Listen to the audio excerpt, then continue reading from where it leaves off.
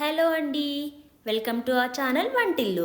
ఈరోజు మనం సింపుల్ వేలో ఈజీగా టేస్టీగా చేపల కూర ఎలా చేసుకుందాం చూద్దాము. చాలా ఈజీగా చేయొచ్చండి చేపల కూర. ప్రాసెస్ ఏంటో చూసేద్దాం, ఓకేనా? ముందుగా చేప ముక్కల్ని ఇలా వాష్ చేసుకోండి. తర్వాతకి దీన్ని ఉప్పుతో ముక్కలన్నిటికీ పట్టించి అంతా మంచిగా వాష్ చేసుకోవాలి. 2-3 సార్లు ఇలా వాష్ చేసుకున్నట్లయితే చేపలోని జిగురు మొత్తం పోయి చేపల కూర చాలా టేస్టీగా ఉంటుంది. ఇఫ్ కేస్ మీ దగ్గర కల్లుప్పు ఉన్నట్లయితే కల్లుప్పు వాడుకోండి. నా దగ్గర కల్లుప్పు లేదు కాబట్టి నేను ప్రజెంట్ మెత్తడుప్పు వాడే ఇదంతా క్లీన్ చేస్తున్నాను. చూసారు కదా, ఈ విధంగా వీడియోలో చూపిస్తున్న విధంగా నీట్గా అన్ని ముక్కలకి ఉప్పు పట్టే విధంగా ఇలా అన్నిటి పట్టించుకుంటూ నీట్గా వాష్ చేసుకోండి. ఈ విధంగా 2-3 టైమ్స్ ఉప్పుతో వాష్ చేసుకున్నాక చూడండి ముక్కలు ఎంత నీట్గా కనిపిస్తున్నాయో. ఇప్పుడు లాస్ట్లో ఏం చేస్తారంటే ఒక పెద్ద సైజు నిమ్మకాయని తీసుకొని దాన్ని నీట్గా ఇందులో స్క్వీజ్ చేసేసుకోండి. ఇలా చేయడం వల్ల మనకి చాప ముక్కలు నీజంతా పోయి కూర చాలా టేస్టీగా ఉంటుంది. కూర చేసుకునే ముందు ఒకసారి వాటర్తో వాష్ చేసుకున్నట్లయితే ముక్కలు చాలా ఫ్రెష్గా చాలా మంచి ఫ్లేవర్తో కనిపిస్తుంటాయి మనకి. నెక్స్ట్ ఇందులోకి ఒక 3 మీడియం సైజ్ ఉల్లిపాయలు, ఒక 2 పచ్చిమిర్చి కట్ చేసుకుందాం. నెక్స్ట్ మనం పెద్ద నిమ్మకాయ సైజ్ అంతా చింతపండుని తీసుకొని 2 టైమ్స్ వాష్ చేసుకొని ఇప్పుడు ఇందులో కొన్ని వాటర్ పోసుకొని నానబెట్టుకుందాం. నెక్స్ట్ స్టవ్ మీద ఒక ప్యాన్ పెట్టుకొని స్టవ్ ఆన్ చేసుకుందాం. ప్యాన్ హీట్ ఎక్కాక దీంట్లోకి ఒక 4 టేబుల్ స్పూన్స్ వరకు ఆయిల్ వేసుకోవాలి. ఆయిల్ హీట్ ఎక్కాక మనం కట్ చేసి పెట్టుకున్న ఆనియన్స్, పచ్చిమిర్చి ఇందులో వేసేసుకోండి. గుర్తుపెట్టుకోండి, చేపల కూరకి ఆయిల్ ఎక్కువగా ఉంటేనే టేస్ట్ బాగుంటుంది.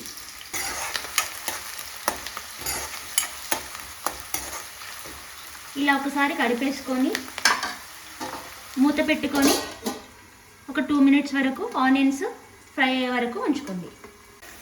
ఆనియన్స్ ఇలా మంచి బ్రౌన్ కలర్లోకి ఫ్రై అవ్వాలి. అప్పుడు దీంట్లోకి మనం అల్లం వెల్లుల్లి పేస్ట్ యాడ్ చేసుకుందాం.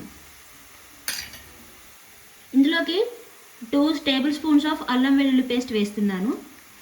గుర్తుపెట్టుకోండి, నాన్ వెజ్ ఐటెంలో ఏదైనా సరే అల్లం వెల్లుల్లి పేస్ట్ ఫ్రెష్గా ప్రిపేర్ చేసుకుంటే చాలా టేస్టీగా ఉంటుంది.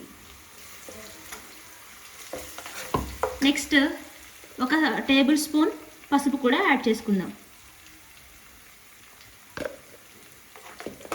దీన్ని మొత్తం అంతా ఒకసారి కలిపేస్తాం.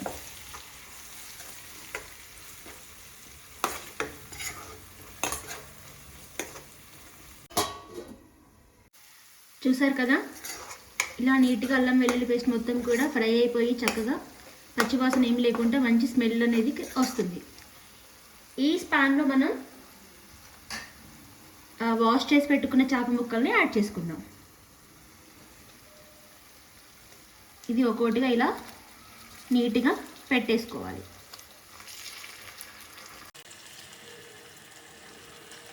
ఇవి 1.5 కేజీ చేపలండి. ఈ 1.5 కేజీ చేపలకి నేను చూపించే కొలుతండి ఇదంతా.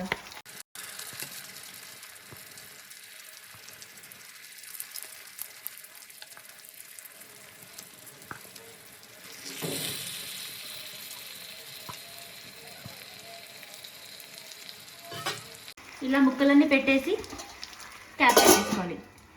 ఒకసారి చేప ముక్కలు పెట్టాక అందులో గరిటె పెట్టి తిప్పకూడదండి, ఎందుకంటే చేప ముక్కలన్నీ కూడా విరిగిపోయి కర్రీ అంతా కూడా మంచిగా రాదు. నెక్స్ట్ ఇలా ఒక క్లాత్ పట్టుకొని ఇలా లిడ్ని క్లోజ్ చేసి పట్టుకొని ఇలా ముక్కలన్నిటిని ఎగరేసుకోండి. ఇలా చేయడం వల్ల మనకి తాలింపులో పీస్ అంతా కూడా మంచిగా మగ్గి మంచి టేస్ట్ వస్తుంది.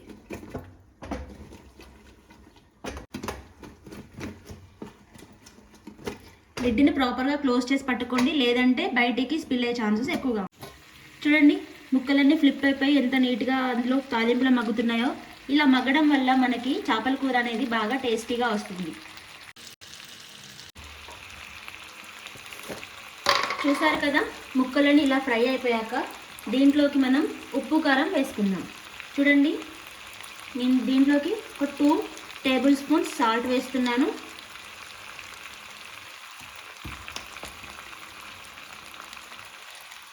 త్రీ టేబుల్ స్పూన్స్ వరకు కారం వేస్తున్నాను.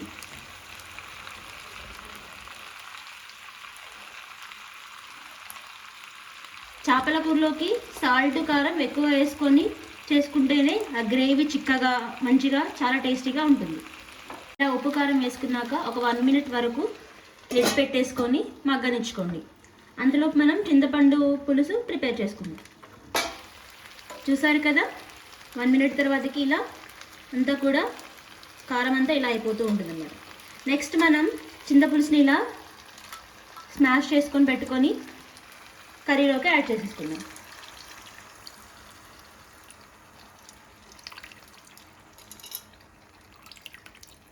మరీ ఎక్కువ వాటర్ వేసి చింతపులుసు వేసుకోవద్దండి. ఇలా చిక్కగా వేసుకుంటేనే మనకి పులుసు అనేది చిక్కగా వస్తుంది. ఇలా చింతపులుసు పోసుకున్నాక గరిటె పెట్టకుండా జస్ట్ ఇలా కడాయిని తిప్పుకుంటూ అంతా మిక్స్ చేసుకోండి. ఇలా తగినన్ని వాటర్ పోసుకున్నాక ఫ్లేమ్ సిమ్లో పెట్టుకొని లిడ్ కవర్ చేసి ఇది బాయిల్ అవ్వనిద్దాం. ఇది బాయిల్ అయ్యేలోపు మనం ఇంకొక మసాలా ప్రిపేర్ చేసుకుందాం. ఇంకొక బర్నర్ మీద ప్యాన్ పెట్టేసుకొని హీట్ అవ్వనివ్వండి. ప్యాన్ హీట్ అయ్యాక ఇందులో 1 స్పూన్ జీలకర్ర, 1/2 టేబుల్ స్పూన్ మెంతులు వేసుకోండి. మెంతులు మరీ ఎక్కువగా వేసుకోవద్దండి, చేదు వచ్చేస్తుంది. నెక్స్ట్ వీటన్నిటిని బాగా రోస్ట్ చేసుకోండి.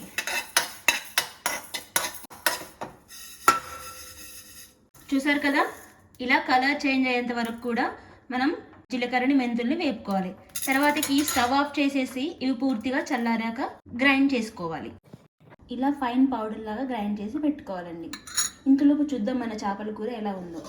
చూడండి, 15 minutes తర్వాత కర్రీ ఇలా ఉంది. ఈ స్టేజ్లో మనం ఉప్పు కారం అంతా అడ్జస్ట్ చేసుకొని ఏమన్నా ఉప్పు తక్కువైనా కారం తక్కువైనా యాడ్ చేసుకోండి. నెక్స్ట్ ఇందులోకి మనం ప్రిపేర్ చేసి పెట్టుకున్న జీలకర్ర మెంతులు 1 టేబుల్ స్పూన్ వేసుకోండి. నెక్స్ట్ ఇందులోకి ధనియాల పొడి, నేను ఆల్రెడీ ధనియాల పొడి ప్రిపేర్ చేసి పెట్టుకున్నానండి. వేయించి పెట్టుకున్న ధనియాల పొడిని కూడా 1 టేబుల్ స్పూన్ వరకు ఇందులో వేసేయండి. దీన్ని లైట్గా ఒకసారి ఇలా గరిటెతోని ఇలా మసాలా మీదకి వేసుకుంటూ చేయండి.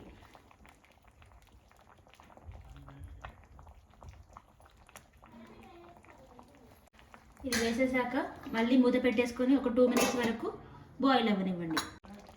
మసాలా అంతా నీట్గా అందులో కలిసిపోవడానికి ఇలా కళాయిని ఇలా కలుపుతూ ఉండండి. గరిటె పెట్టి తిప్పకండి, ముక్క విరిగిపోతుంది.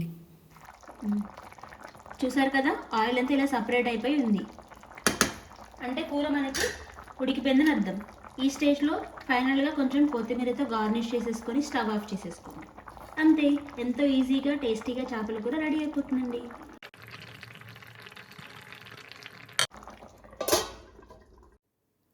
చూడండి మన చేపల కూర ఎంత కలర్ఫుల్గా ఉందో. టేస్ట్ అయితే చాలా బాగుందండి. మీరు కూడా మీ ఇంట్లో ఈ విధంగా చేపల కూర ఒకసారి ట్రై చేసి ఎలా వచ్చిందో నాకు కామెంట్లో తెలపండి. Thank you for watching.